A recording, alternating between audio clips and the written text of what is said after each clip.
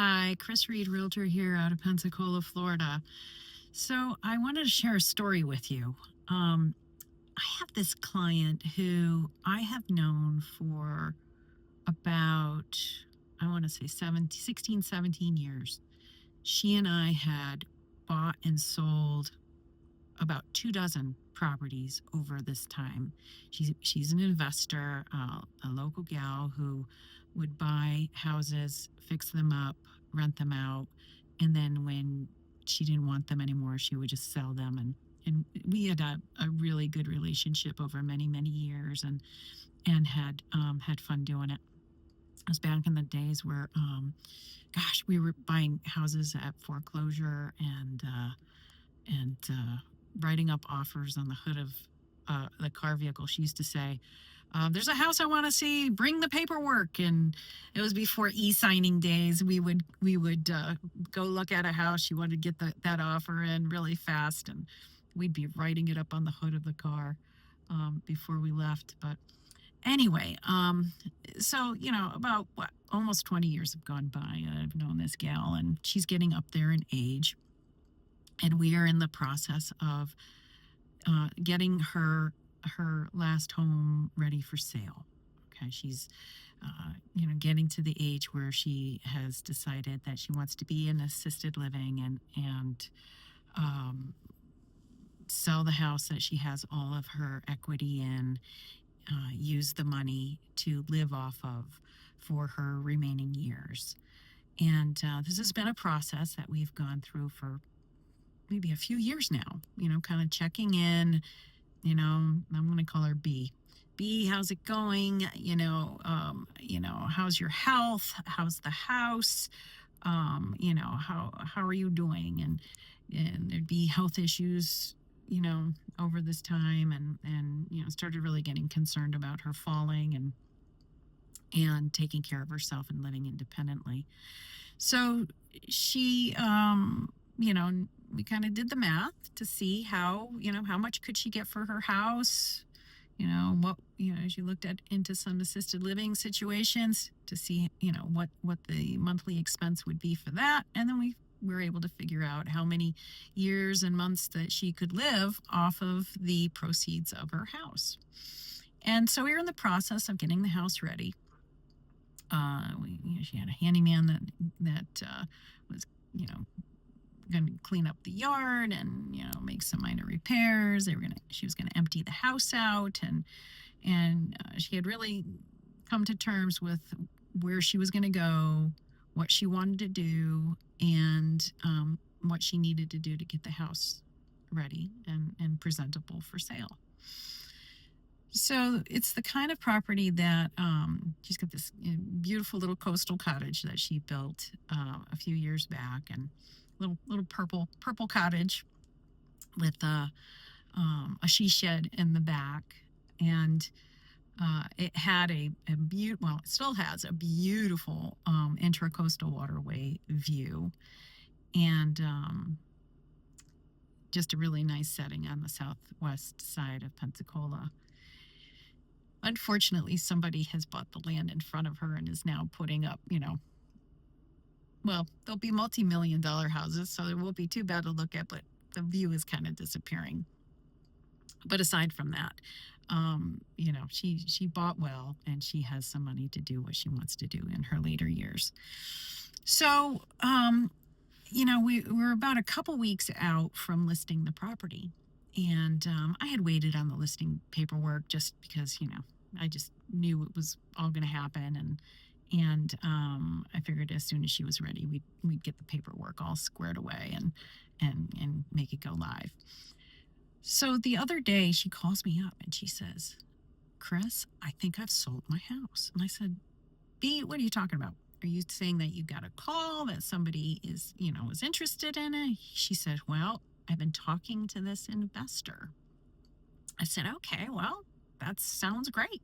What do what do you want to do?" And she said, "Well, he's going to be calling me today, and we're going to be going over the paperwork. And I want you to look over all the paperwork for me." And this is something that I had done with her in the past as well. She has, hired me as a consultant, not just to help her, like list property and help her actually, purchase and get contracts going. But she's hired me as a consultant for a fee. And so I said, okay, just let me know what you need, what you want me to do, and we'll do it. She said, well, I would like for you to be, at least listen in on this conversation. And I said, okay, well, tell me a little bit more before, I get there. She was going to get a prompt call at, I don't know, noon or something like that. And she said, I'd really like you to be there. And I said, okay, tell me a little bit about it. Well, first I got a call from this woman, and she just called me out of the blue and said, would you be interested in selling your house? Well, she was already getting her house available for sale. Yeah, I'm interested in selling my house. And the gal on the other side says, okay, well, you're interested in selling your house. She says, yeah, I'm interested in selling my house. And so she said, well, I will have another gentleman call you back tomorrow, tomorrow afternoon, gave a specific time. Does that work out for you? She said, sure. So gentleman calls her back promptly the next day. And he says, I understand that you are interested in selling your house. And she said, yes, I'm interested in selling my house. He says, well, have you thought about what you'd like to get for it? And she's like, well, I have some ideas, because she and I had already talked about what we were going to list it for. And he said, well, I'd, be really happy if I got this much for it. And I'd be not so happy if I got this much for it. And the guy on the other side says, well, what if we just, cut to the chase, and what if we just meet in the middle, and I will buy your property from you. So the conversation goes on. I will call you back tomorrow and we'll go over all the paperwork. So she's excited because she thinks that she's going to be able to get what she wants for her house. And boy, that was easy. And when she called me, and I was hoping that it would be something good for her, and that it was something viable, that it was a good thing, but my radar was going off. And although I wanted it to be a good, positive thing for her, I was skeptical and I was leery. Because in today's day and age, we have more scams going on than ever before. There's all kinds of things happen that I could give you story after story of things that occur in the real estate world. And things are really happening with people taking advantage of our elderly people, our elderly community. So anyway, I ended up just kind of listening in on the conversation, and we had a plan that she was going to have the paperwork sent over, and we would take a look at it, and she wasn't going to sign anything or agree to anything until I looked over the paperwork for her. So got on the phone. The fella called her promptly, as expected. He said, okay, B, I'm going to send you the paperwork so we can get started. And my team is really excited to get this going. And this is just going to, allow us to get the next step going. And you're going to get the amount of money that you want. But we really, we're going to try to close this as soon as possible, but it could take a couple of months. Okay. So conversation kind of goes on, and she says, well, I should tell you that I have hired a realtor to protect my interests, to look out for me. And there was a big silence. the other entity paused and said, "Did you sign a listing agreement with this realtor?" She said, "No, no. We had plans to sell it, and we haven't gotten any paperwork signed yet. But she is representing me and making sure that I know what I'm signing and that the paperwork is reviewed. And so I have somebody looking out for me because I don't know you, and I don't trust you. I don't know you. I don't, and I've known her forever. And we've been through a lot together, and I know that she has my best interest in mind." So a bit of a pause. The guy was very much a smooth talker and was just trying to say, well, what are your concerns? Why do you have a realtor? Why, is there something that, we can get cleared up and blah, blah, blah. Anyway, she just, said, just send the paperwork and I'll review it. And then the high pressure sales came on. I have money allocated for this. It's exactly what you want. We've talked about this already. All we need is you to sign this paperwork and we can get going. There's a lot of pressure. She held her ground and said, "I'm not signing anything until my realtor looks at it." Fair enough. He scheduled an appointment to call back the next day. Okay. So the paperwork is emailed over. It's not just sent over, but it's sent over for e-signing, for electronic signature, to make it really nice and easy. And we reviewed the paperwork, she and I. And what it turned out to be was this entity was to contract on the property. But what they would do would be to assign the contract over to another buyer. So they would have the right to basically sell the contract, the purchase agreement that she would sign with them, and in the process, give up all of her rights.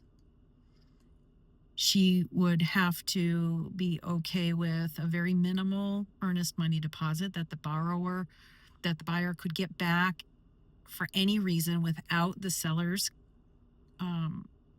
authorization or agreement. Okay, here in Florida, we have a cancellation and release that would typically need to be signed.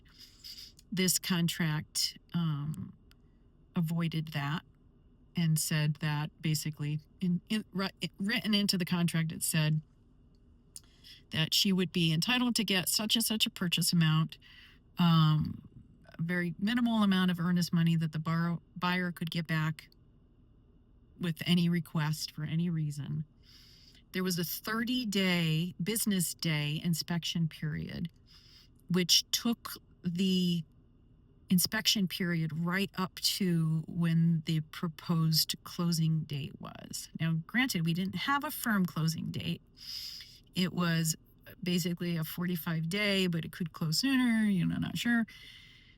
There was also the ability to assign the contract, meaning that they didn't have to be the buyer, that they could assign the contract to someone else or another entity. There was no proof of funds. And the offer was sent over for her signing before any buyer had signed. So if she had signed this agreement, and then this entity that could then sign it, have a legal binding contract, but then sell the contract to someone else, another third party, at a profit, she would have been tied to the contract with the buyer being able to get out for any reason under the sun, and she could not. Okay, she was legally bound to this purchase agreement. All of her rights were basically given up in the buyer's favor.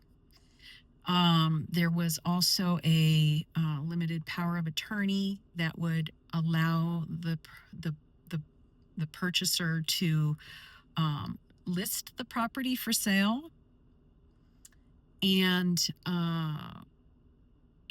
basically had control over some of the other aspects of the purchase agreement.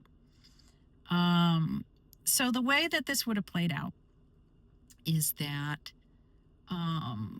if she had signed that agreement, the entity she would have then had to have provided photographs of the property, because this person had not yet seen the property in person. They weren't even in the city. They were in a whole different part of the state. They were never going to see the property in person. She would send photographs. That property then would be listed with an agent of their choice, and she would have been given a certain amount of money at an eventual closing if it occurred, and would have had no control over the listing process. She wouldn't have had someone representing her best interests. It just so happened, and this is how life is funny, it never ceases to amaze me. Just so happened that the next day, I had a referral come in from another agent, and I shared part of, this story with this other agent, and she said, I've been on the other side of that. And we shared some more stories. And she said how she had been approached by one of these entities to list a property for sale. And it all sounded very suspect, and she wasn't sure if the fella who owned the property, if he knew what was going on, if he understood what they were trying to do. But this company had power of attorney to hire her to list his property for sale. And he was very happy about it. He said, yeah, I did that. Yep, I did that. I signed paperwork to sell my property to this company. Well, it wasn't quite that simple. That company had hired a realtor to try to, sell the property, and anything that was over and above what they were going to be paying him, that company was then entitled to it. And when the property didn't sell immediately, they were pushing and pressing for price changes. So this gentleman became very disheartened rather quickly, had sought the advice of an attorney. And because he had signed the paperwork and knew that he had signed the paperwork, he was bound to it. And there was no getting out of it, because he had forfeited all of his rights the way this contract was written. And so he went from being very happy about the whole situation, oh, look how easy that was, to not being very happy at all, and actually being quite disgruntled, because he actually ended up getting a lot less than he was expecting. And the process wasn't as easy as he thought it would be, and he wasn't well represented. So I asked B, what made you think that this was a real, honest to goodness person who was interested in buying your house? And she said, they made it so easy. They made it so easy for me to sell my house. And anytime a concern was raised, the party just said, oh, don't worry, we'll take care of that. Oh, we've got you. Don't worry, we'll take care of that. Well, as a realtor, I too want to make things easy for people, okay? But I'm not going to tell people just what they want to hear. And she really wanted to believe it was true. I wanted to believe it was true for her. If it was something that was good for her, by all means, I wanted it to be good for her. And I was really hoping it was going to be a good thing for her. But she knew rather quickly when we went over, clause by clause, that it in the offer that it really wasn't something that she wanted to do. So I'm speaking of all this as a real public service announcement because, people are out there. The AI is identifying properties of elderly people that, maybe, it might be time for them to sell. People who have equity in their property that could do these price reductions, that could take less for it.